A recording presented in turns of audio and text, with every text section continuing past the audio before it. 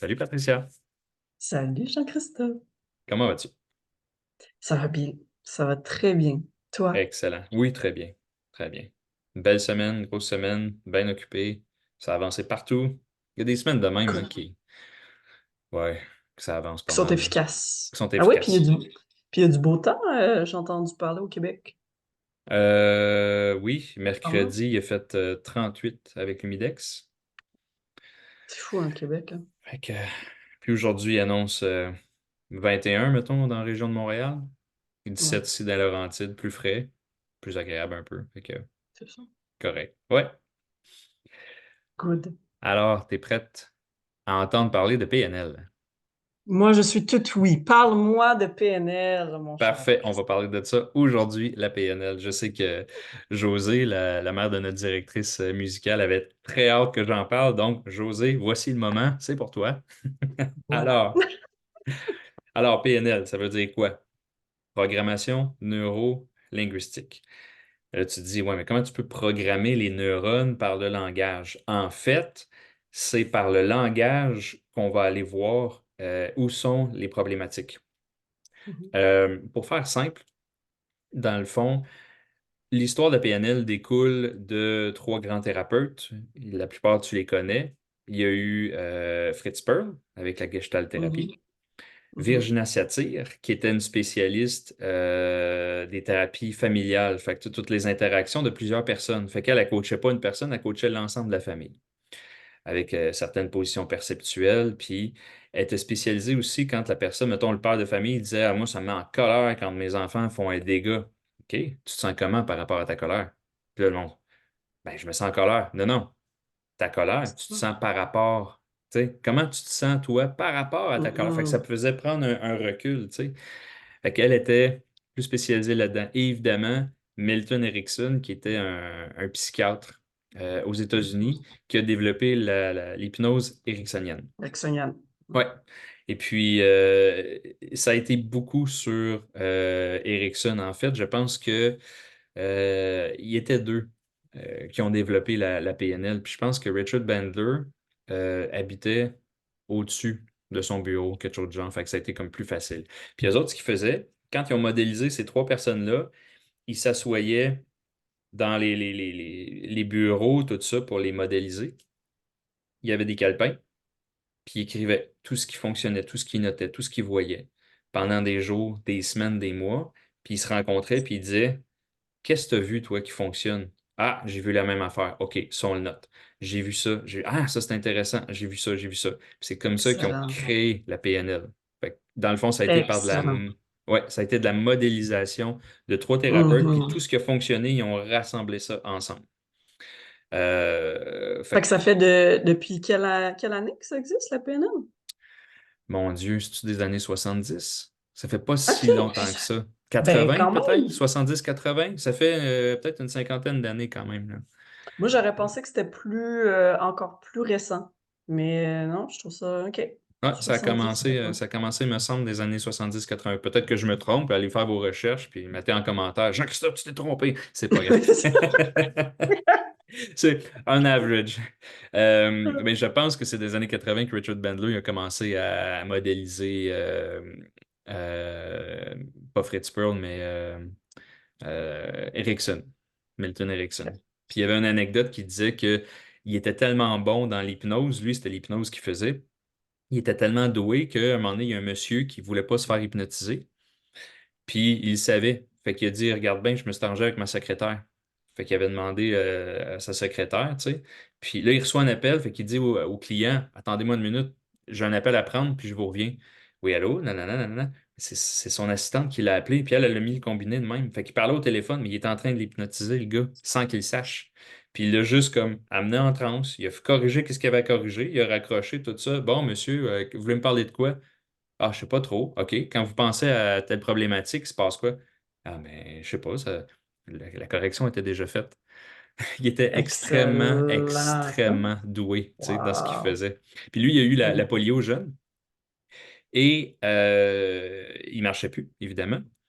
mm, Puis il a regardé sa petite sœur ou son petit frère qui était bébé qui apprenait à marcher, qui rampait. Puis lui, il s'est dit, hey, j'ai déjà fait ça. Si je l'ai déjà fait une fois, je peux le refaire. Fait qu'il observait le bébé commencer à marcher ou ramper, se développer.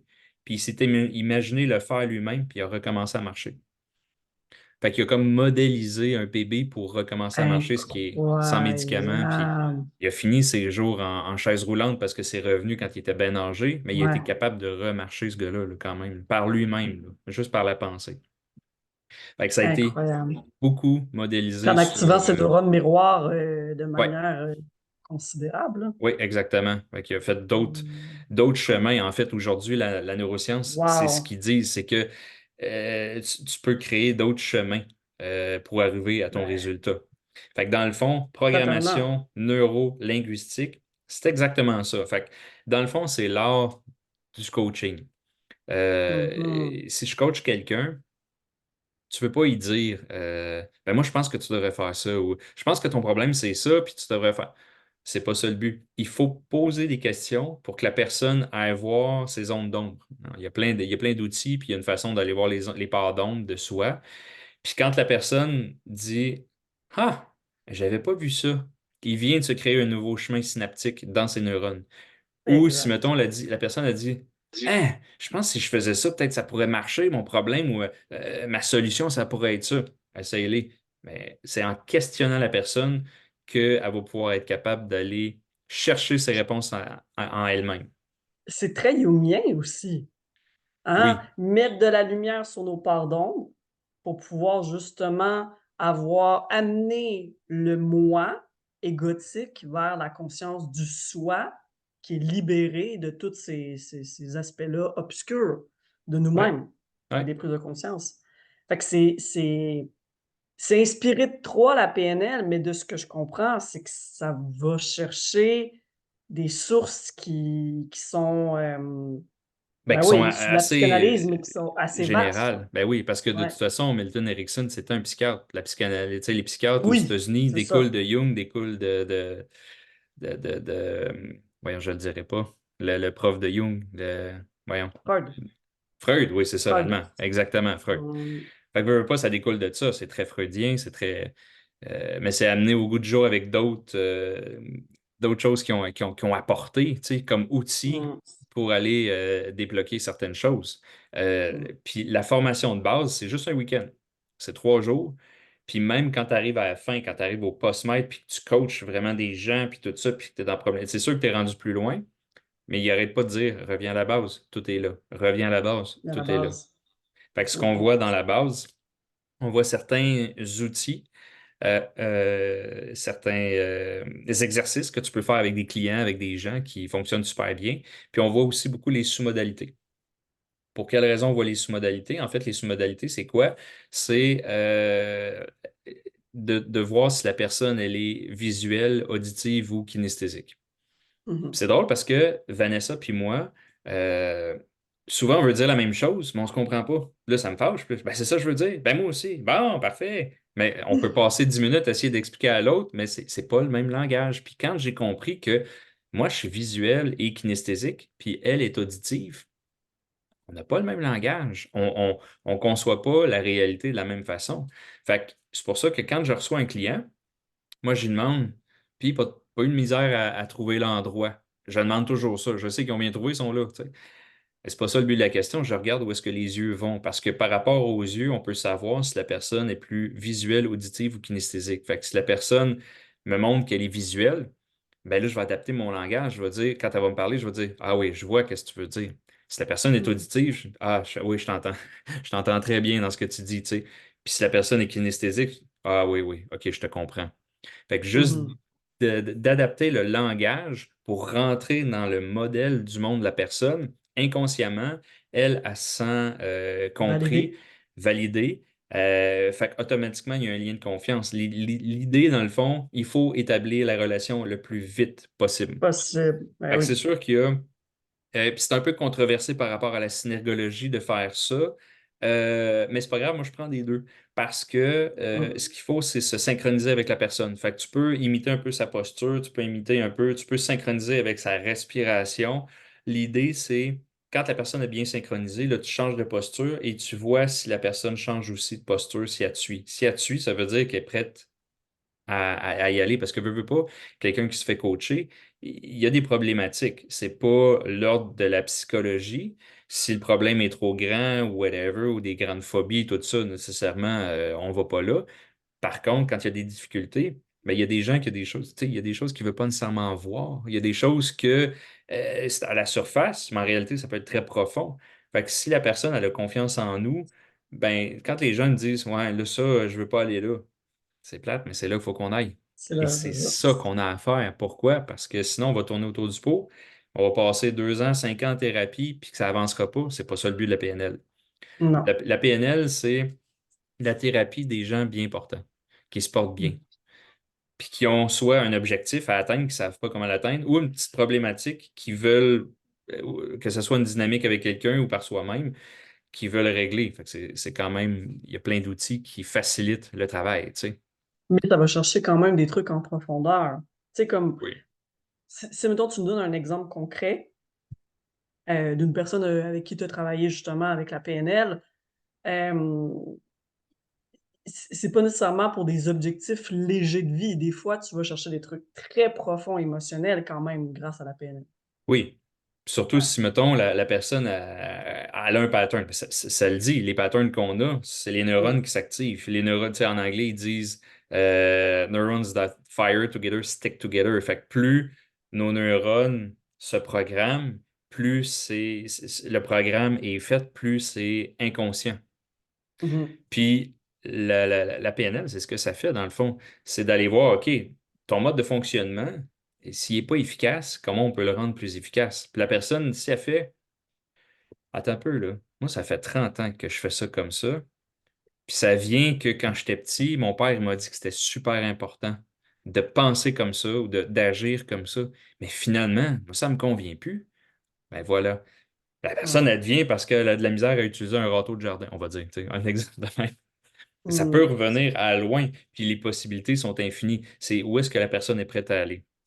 Fait que dans le fond, Et on ne ça peut peut pas être forcer un cheval à boire, on peut lui faire comprendre qu'il a soif. exact. Et c'est aussi, tu sais, par exemple, une personne qui, je sais pas, à chaque fois qu'elle arrive dans un salon, elle a de la sudation, elle est rouge, elle a des palpitations, nanana, puis elle sait pas pourquoi qu'elle se sent pas bien dans un salon. Mais tu peux facilement, avec la PNL, remonter à, tu sais, moi, si j'ai toujours eu des super beaux parties de Noël dans un salon, puis que ça a toujours été joyeux, moi, naturellement, quand je rentre dans un salon, j'ai des belles émotions. Mais la personne, elle, qui sait pas pourquoi, puis qu'elle se sent pas bien quand elle rentre dans un salon et que tu es capable de voir que justement, lié à la teneur du mot salon, puis à cet espace-là, que ça la ramène à un trauma ou à une blessure ou à peu importe ce qu'elle a vécu dans son enfance, c'est quand même considérable. Oui, mais en même temps, ça, c'est pas mon rôle à moi. Ça, c'est le rôle du psychologue. Non, Le ouais, psychologue, son rôle, c'est comme un archéologue. Lui, il va aller creuser, il va aller dépoussiérer, voir le problème, c'est quoi, si tu passes tailler ta mère, ton père, ton frère, ton chien, nanana, il t'est arrivé mmh, un trauma. Fine. Nous autres, on est des architectes. Tu as une problématique. Qu'est-ce que tu vas en faire de ta problématique? Fait que dans le fond, avec les mmh, sous-modalités, il y a des exercices qu'on peut faire que si je dis à la personne, OK, tu t'imagines que tu es dans un salon. Ben, il n'y a pas de danger. La personne est avec moi, elle est en sécurité. Puis souvent, ça, je l'explique. C'est juste ta pensée. Oui, ça t'effraie, mais tu es avec moi. Il n'y a aucun danger. Tu n'es pas dans un salon réellement. Mais juste le fait de te l'imaginer, ce que ça provoque, est-ce qu'on peut aller le diminuer? Fait qu'avec certains exercices, certaines fonctions, on peut aller diminuer l'intensité de ce que la personne ressent quand elle s'imagine être dans un salon. Fait que si au début, elle capote, comme tu dis, sudation, son cœur palpite, elle sent pas bien, elle respire pas bien, tout ça, je sais pas qu'est-ce qui m'est arrivé. Qu'est-ce qui t'est arrivé? Honnêtement, on s'en fout. Tu veux-tu être bien dans un salon? Oui, parfait. exact, Tu fais le changement, puis après ça, hey, mais quand je pense, c'est bien moins pire. Parfait, le job est fait. Parce que dans la vie, c'est pas ce qui nous arrive qui est important, c'est comment ça nous affecte. Et ça, c'est exact, modifiable. Fait que dans le fond, si ça t'a affecté grandement, puis qu'on fait en sorte que ça t'affecte à 10% au lieu de, tu sais, qu'il reste juste 10% puis, ou 15%, puis qu'on a enlevé 85%, Après ça, ce qui t'est arrivé, ça importe peu. On peut pas le changer. Mmh. Ça t'est arrivé. Fait que Oui, puis plus souvent qu'autrement, le mental veut savoir pourquoi, mais quand on se dit: «Mais c'est une perception de l'événement vécu», nous, on a juste à faire en sorte que justement la perception soit moins douloureuse, soit moins Exactement. souffrante. Exactement, parce que c'est juste. En fait, la réalité, c'est une perception qui est subjective. Fait qu'on vivrait le Exact. même incident, qu'il soit malheureux ou le même événement hyper heureux, mais il serait différent. Pourquoi? Parce qu'on est deux personnes différentes. Fait que dans le fond, la Absolument. réalité, elle est perçue, on est rendu quoi, à presque à 8 milliards d'êtres humains, 8 milliards de façons différentes de voir la réalité. Fait que là, le but, c'est plus à cette heure, c'est bien populaire, puis c'est pas pour critiquer non plus. Mais là, c'est que tout le monde y va de son grain de sel. Ah, moi, je suis différent de tout le monde, fait que moi, je dois être accepté. Mmh, Ouais, mais ça a toujours été de même. c'est On est ça. 8 milliards d'êtres humains. Il y a 8 milliards de façons de voir du monde, de le monde.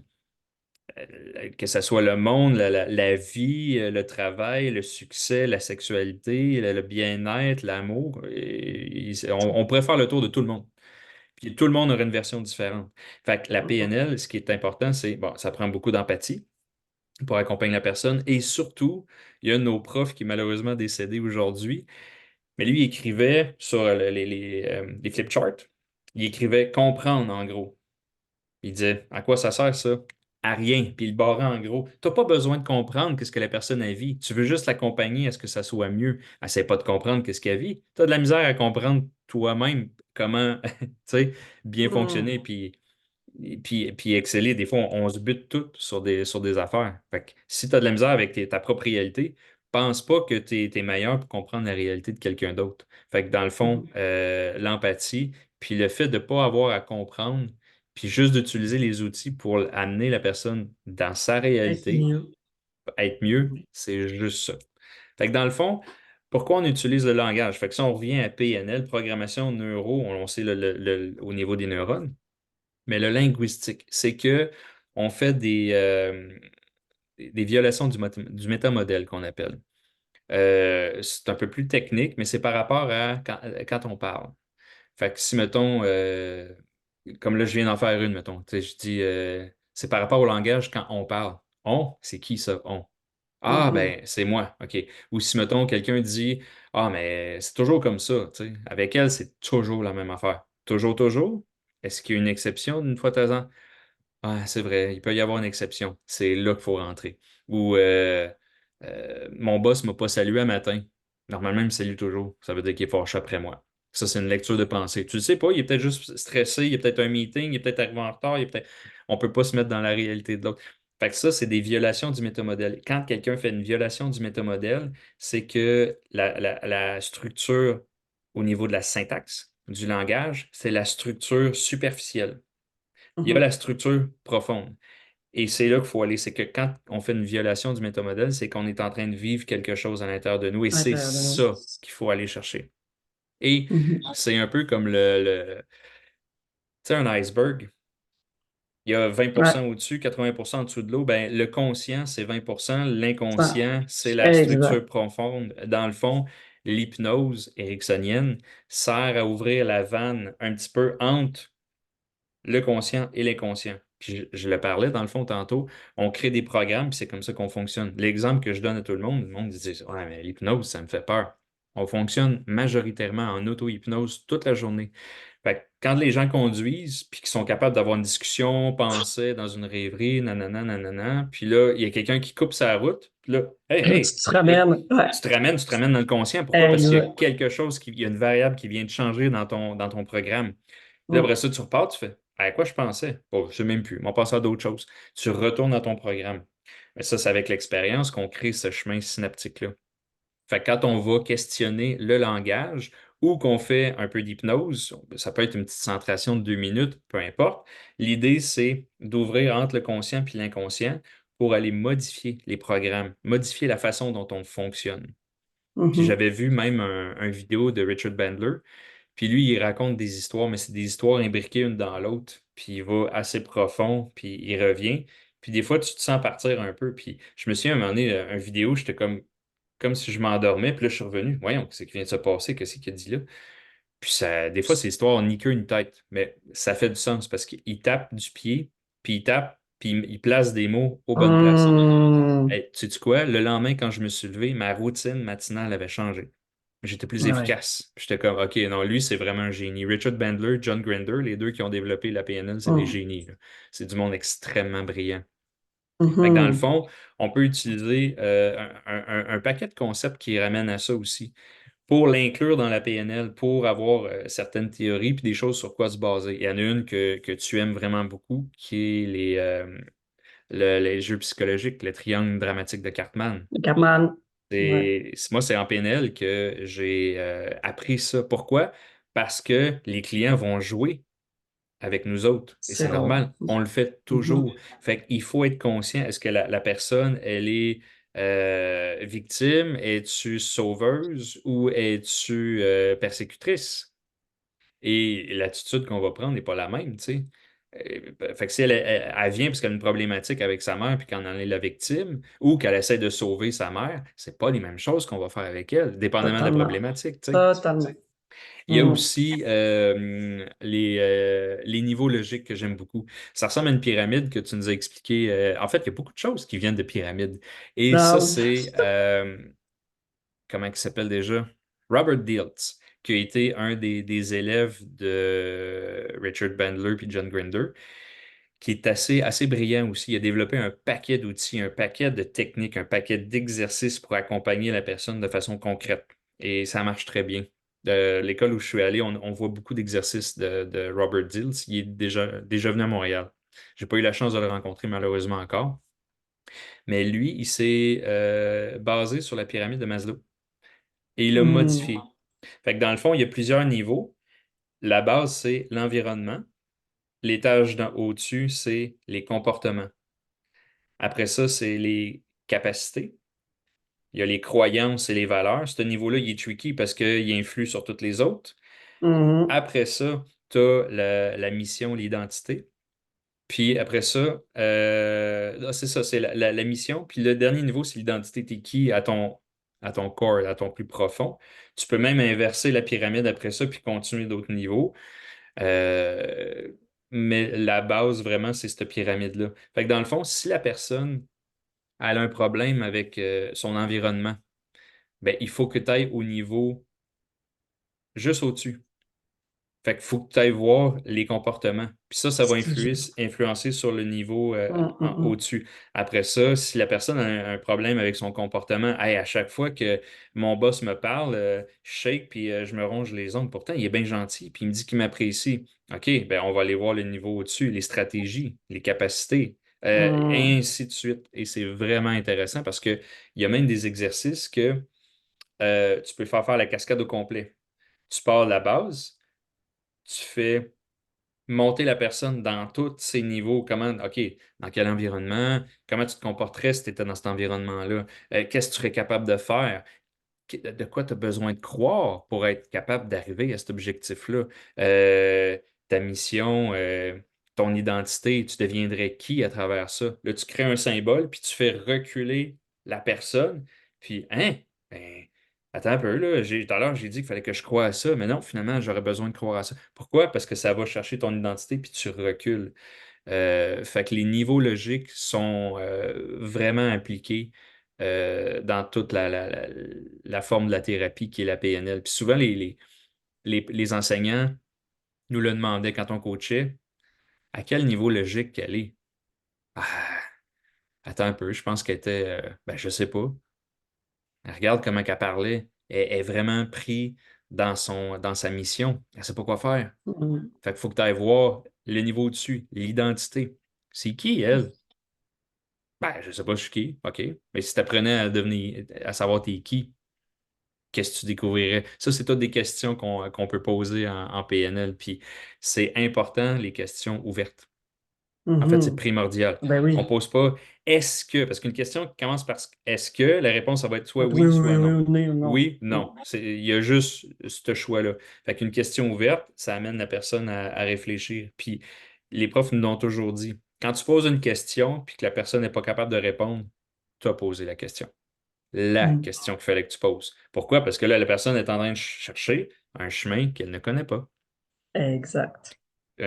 On parle beaucoup de cartes. Notre carte du monde, ben, il faut l'élargir. Fait que quand la personne, c'est pas le chemin, c'est parce que c'est une partie de carte qui n'a pas été exploitée. C'est exactement là qu'il faut aller. Mhm. Puis par rapport à ça, c'est intéressant parce que souvent nos clients vont nous dire: «Ah, ça fait peur», tu sais, justement. Mais oui, parce que c'est de l'inconnu. Mais comme tu disais tantôt, on est là pour assurer un cadre sécuritaire et nous, on ne dit rien à leur place. C'est toutes des réponses qu'ils ont en eux qui se révèlent à eux-mêmes. C'est Ouais, pour ça eux-mêmes en sont surpris. ouais. Et, Et et puis, oui, ça peut faire peur parce que ça amène une notion de mais pourquoi que j'ai jamais réalisé ça avant? Puis des fois, ils peuvent avoir un sentiment de culpabilité par rapport à ça, mais non, c'est surtout laissez-vous surprendre par des réponses que vous portez déjà en vous. eh oui, oui, parce qu'il y a un des adages de la PNL qui dit que on a toutes les ressources à l'intérieur de nous. Toutes. Totalement. Ils sont juste pas Tout. nécessairement soit exploités ou ils sont pas mis au jour, mais on a toutes les ressources à l'intérieur de nous pour faire peu importe, pour devenir peu importe Peu qui, importe. peu importe. On Mhm. les a toutes à l'intérieur de Ouais, ouais. nous. Mhm. Fait que, ouais, la PNL, c'est pas mal ça. En fait, on pourrait en parler encore super longtemps parce que dans Mhm. l'accompagnement, c'est ça, on voit la fin de semaine de base qui est juste un week-end. Après ça, normalement, il y a 7 fins de semaine de 3 jours qui est le niveau du praticien en PNL. Mhm. Ça, c'est tout le savoir-faire. On apprend beaucoup de savoir-faire, beaucoup de techniques, beaucoup de choses, la théorie, tout ça, de l'accompagnement, comment se posturer dans le fond.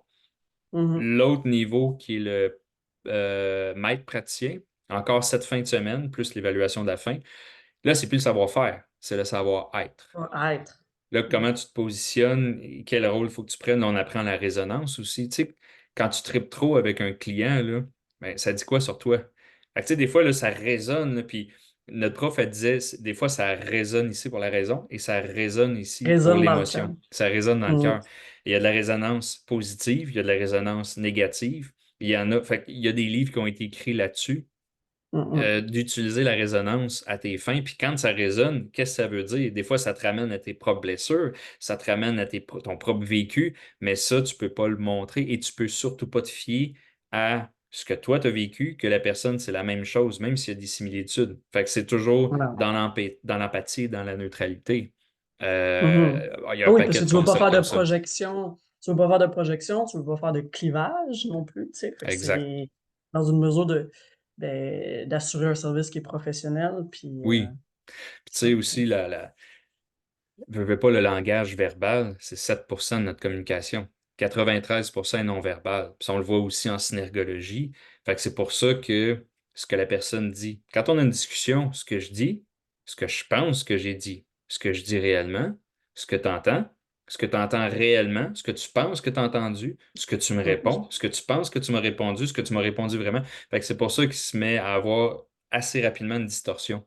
Fait que quand on a les outils, c'est là qu'on peut poser les bonnes questions. Quand ta personne va déroger, surtout dans l'accompagnement, le but, c'est d'accompagner quelqu'un. C'est pas de la perdre dans le bois, là, tu sais, là. C'est Hey, mhm. t'es rendu où, toi? Ben, OK, ça marche pas. Fait que le but, c'est de rester avec elle.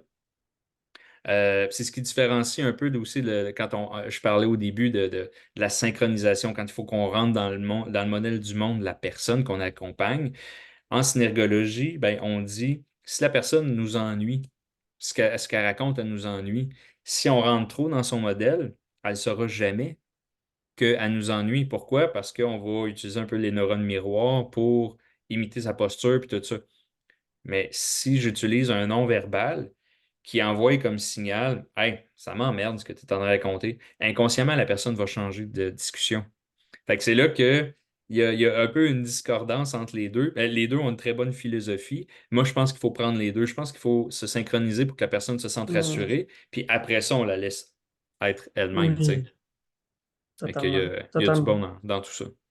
Puis je pense de toute façon qu'à travers toutes les formations que tu as, que j'ai, ben, on utilise justement, ce qui résonne en nous, puis qu'on trouve justement le meilleur de chacune de nos formations pour pouvoir Ouais. accompagner au mieux. notre client qui est en face de nous, dans un objectif que justement cette personne-là évolue puis soit dans un état de bien-être, tu sais. Exact, Mm, exact.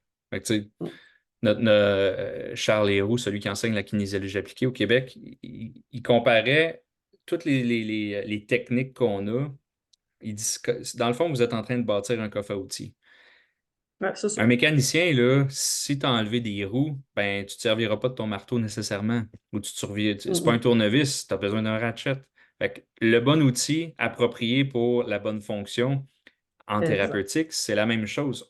J'ai un coffre à outils qui est rempli. Il y a des affaires que je ne me sers pas, que j'ai appris, que je vais peut-être me servir une fois dans ma carrière, mais au moins cet outil-là aura eu sa fonction au moment où je l'utilise. L'idée, c'est toujours ça. La PNL, c'est la même Ouais. chose. Quel outil on va l'utiliser, à quel moment, pour quelle raison? Mm, mm. Voilà. Top. Sur ce, ça fait le tour de la PNL. Si vous avez des questions où il y a des choses que j'ai effleurées, parce que, comme je disais, on pourrait en parler pendant des heures, écrivez-nous. Dites-nous, hey, Jean-Christophe, j'aimerais ça que Oui. tu t'approfondisses sur ça ou les niveaux logiques, ou puis là, éventuellement, je pourrais partager mon écran puis mettre des dessins ou des choses comme ça, que ce soit pour les gens qui sont plus visuels. On en a parlé tantôt. Là, c'est très auditif. Yes.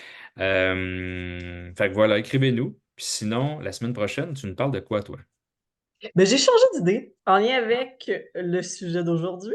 On va y aller avec la méthode Padovan, hein, parce qu'on Oh, est dans justement la réorganisation neurofonctionnelle. On reste dans le domaine neuro.